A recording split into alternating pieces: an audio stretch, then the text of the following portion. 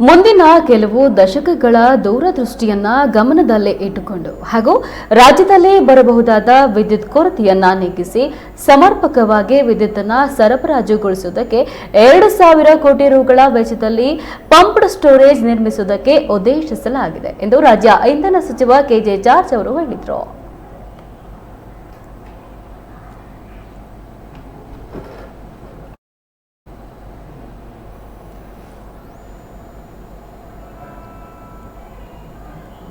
ಅವರು ಇಂದು ಭದ್ರಾ ಜಲಾಶಯಕ್ಕೆ ಭೇಟಿ ನೀಡಿದ ನಂತರ ಮಾಧ್ಯಮ ಪ್ರತಿನಿಧಿಗಳೊಂದಿಗೆ ಮಾತನಾಡ್ತಾ ಇದ್ರು.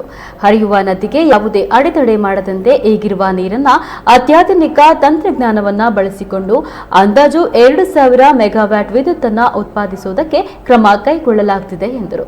ಇನ್ನು ಉದ್ದೇಶಿತ ಶರಾವತಿ ಪಂಪ್ಡ್ ಸ್ಟೋರೇಜ್ ನಿರ್ಮಿಸುವಲ್ಲಿ ಪರಿಸರವಾದಿಗಳು ಸೇರಿದಂತೆ ಅನೇಕ ಜನರ ವಿರೋಧ ಇರುವುದು ತಿಳಿಯಲಾಗಿದೆ. ಈ ವಿಷಯದ ಕುರಿತಂತೆ ಇಂಧನ ಇಲಾಖೆಯ ಹಿರಿಯ ಅಧಿಕಾರಿಗಳು ಅವರಿಗೆ ಮನವರಿಕೆಯನ್ನ ಮಾಡಿಕೊಟ್ಟಿದ್ದಾರೆ. ಅಂತೆಯೇ ಸ್ಥಳೀಯರಿಂದ ಅಹವಾಲುಗಳನ್ನು ಸ್ವೀಕರಿಸಿ ಅವರಿಗೆ ಪರಿಸರ ನಾಶವಾಗದಿರುವ ಹಾಗೂ ಯಾರಿಗೂ ತೊಂದರೆ ಆಗದಿರುವ ಬಗ್ಗೆ ಮನವರಿಕೆ ಮಾಡಿಕೊಳ್ಳಲಾಗುತ್ತಿದೆ. ಅಲ್ಲದೆ ಈ ಯೋಜನೆಗೆ ಬಳಸಿಕೊಳ್ಳಲಾಗ್ತಾ ಇರುವ 120 ಎಕರೆ ಭೂ ಪ್ರದೇಶದಲ್ಲಿನ ಅರಣ್ಯದಲ್ಲಿ ಹಾದು ಹೋಗಲಿರುವ ಪೈಪ್ಲೈನ್ ಮೇಲ್ಭಾಗದಲ್ಲಿ ನೈಸರ್ಗಿಕವಾಗಿ ಗಿಡಗಳನ್ನು ಬೆಳೆಸಲಾಗುವುದು ಎಂದರು. ನಾವು ಯಾವುದೇ ನೀರು ಹರಿಯೋದು ನಿಲ್ಲಿಸ್ತಾ ಇಲ್ಲ. ಕೆಳಗಡೆ ಬ್ಯಾಲೆನ್ಸಿಂಗ್ ರಿಸರ್ವ್ ಇருந்து ಅದನ್ನು ಪಂಪ್ ಮಾಡಿ ರಿಸರ್ವ್ಗೆ ತಂದುಬಿಟ್ಟು ಕೊಡೋದಷ್ಟೇ. ಅಲ್ಲಿ ಟೋಟಲ್ ಪ್ರಾಜೆಕ್ಟಿಗೆ 120 ಎಕರೆ ಭೂಮಿ ಬೇಕಷ್ಟೇ. ಅದು ಸಮೇತ ಪೈಪ್ಲೈನ್ ಒಳಗಡೆ ಹೋದ ಮೇಲೆ ಅದು ನಾವು ತುಂಬಿದ ಮೇಲೆ ಅದ್ರ ಮೇಲೇನೂ ಅರಣ್ಯನ ಮಾಡ್ತೀವಿ. ಅದಕ್ಕೆ ಇದು ಭಾರಿ ಸಿಂಪಲ್ ಒಂದು ಪ್ರಾಜೆಕ್ಟು. ಹೆಚ್ಚಿಗೆ ಈಗ ಬರೀ 1000 ಮೆಗಾವಾಟ್ ಬರ್ತಾ ಇದೆ. ಆ ಪ್ರಾಜೆಕ್ಟ್ ಆದಮೇಲೆ 3,000 ಮೆಗಾವಾಟ್ ಬರ್ತದೆ. ಅದು ಭಾರಿ ಒಳ್ಳೆಯದಾಗ್ತದೆ. ಅದು 3-4 ವರ್ಷ ಆಗಬೇಕಾಗ್ತದೆ ಅದನ್ನು ಕೆಲಸ ಮುಗಿಬೇಕಾದ್ರೆ. ಅಂದರೆ ಮುಂದಾಲೋಚನೆ ಇಟ್ಬಿಟ್ಟು ಮಾಡ್ತಾಯಿದ್ದೀವಿ. ನೋಡಿ, ಯಾವುದಕ್ಕೂ ವಿರೋಧ ಅಂದ್ಬಿಟ್ಟು ಕೆಲವರು ಇರ್ತಾರೆ. ನಮ್ಮ 700 ಕೋಟಿ ಜನ ಇದ್ದಾರೆ. ಅದರಲ್ಲಿ ಕೆಲವರು ಎಲ್ಲದಕ್ಕೂ ಅವ್ರವ್ರದ್ದೇ ಒಂದು ಡೌಟ್ ಇರ್ತದೆ. ಅವ್ರ ಡೌಟ್ಗಳನ್ನ ಏನಿದೆ ಅಂತ ಹೇಳಿದ್ರೆ ನಾವು ಅದನ್ನು ಪರಿಹಾರ ಮಾಡಲಿಕ್ಕೆ ತಯಾರಾಗಿದ್ದೀವಿ. ಏನು ಪರಿಸರ ಇಲಾಖೆದು ಅನುಮತಿ ಪಡೆದಿದೆ. ಅದು ಕೇಂದ್ರ ಪರಿಸರ ಇಲಾಖೆ, ರಾಜ್ಯ ಸರ್ಕಾರದ ಪರಿಸರ ಇಲಾಖೆ, ವನ್ಯಜೀವಿಗಳ ಎಲ್ಲ ಅನುಮತಿ ಪಡೆದೇ ನಾವು ಮಾಡಲಿಕ್ಕಾಗೋದು. ಅದನ್ನೆಲ್ಲ ಅವರು ಮಾಡಿಬಿಟ್ಟು ಎಲ್ಲ ಚೆಕ್ ಮಾಡಿಬಿಟ್ಟು ಅನುಮತಿ ಕೊಟ್ಟ ಮೇಲೆ ನಾವು ಪ್ರಾರಂಭ ಮಾಡೋದು.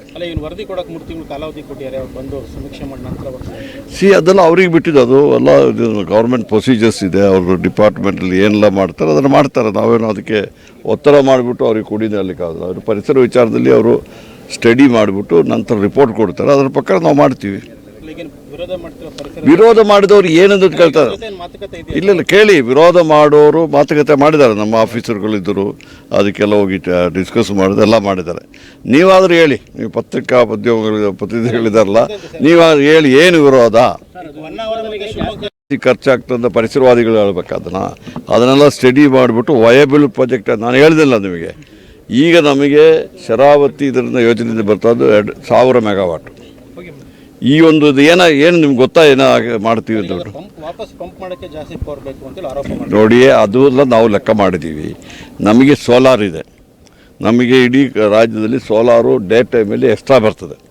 ಆ ಡೇ ಟೈಮಲ್ಲಿ ಚೀಪಾಗಿರ್ತದೆ. ಅದನ್ನು ನಾವು ಉಪಯೋಗ ಮಾಡಿಬಿಟ್ಟು ಅದನ್ನು ಪಂಪ್ ಮಾಡಿ ಒಂದು ಸತಿ ಆ ಶರಾವತಿ ಇದಕ್ಕೆ ಡ್ಯಾಮಿಗೆ ಬಂದರೆ 5 ನಿಮಿಷ 10 ನಿಮಿಷದಲ್ಲಿ ನಾವು ಮತ್ತೆ ಇದು ಮಾಡ್ಬೋದು. ನಮ್ಮ ರಾಜ್ಯದ ಪ್ರಾಬ್ಲಮ್ ಏನಿದೆ ಅಂತ ಸಮಸ್ಯೆ ಇವತ್ತು ಪೀಕ್ ಅವರ್ಸ್ ಅಂದರೆ ಸಾಯಂಕಾಲ 6 ಗಂಟೆಯಿಂದ 10 ಗಂಟೆ, ಬೆಳಗ್ಗೆ 6 ಗಂಟೆಯಿಂದ 8 ಗಂಟೆ ತನಕ ನಮಗೆ ಪೀಕ್ ಅವರ್ಸ್ ಇರ್ತಲ್ಲ. ಆ ಹೊತ್ತಿಗೆ ನಮಗೆ ಪವರ್ ಶಾರ್ಟೇಜ್ ಇದೆ. ಆ ಪೀಕ್ ಅವರ್ಸಲ್ಲಿ ಇದು ಎಲೆಕ್ಟ್ರಿಸಿಟಿ ಸ್ಟೋರ್ ಮಾಡಿದಂಗೆ. ಅದನ್ನು ಪಂಪ್ ಮಾಡಿ ಸ್ಟೋರ್ ಮಾಡಿದ್ರೆ 10 ನಿಮಿಷದಲ್ಲಿ ಯಾವ ಟೈಮ್ ಬೇಕಾದ್ರೂ ನಾವು ವಿದ್ಯುತ್ ಶಕ್ತಿಯನ್ನು ಉತ್ಪಾದನೆ ಮಾಡ್ಬೋದು. ಆ ಉದ್ದೇಶದಿಂದ ಮಾಡ್ತಾಯಿದ್ವಿ. ಅದು ಜನರಿಗೆ ನಾವು ಹೇಳಿದ್ದೀವಿ. ಇನ್ನೇನಾದರೂ ಅವ್ರಿಗೆ ಸಮಸ್ಯೆ ಇದ್ದುಬಿಟ್ಟು ನಾನು ಅಧಿಕಾರಿಗೆಲ್ಲ ಕಳಿಸ್ಕೊಡ್ತೀನಿ, ಅವರಿಗೆಲ್ಲ ಎಕ್ಸ್ಪ್ಲೈನ್ ಮಾಡೋಂಥ ಕೆಲಸ.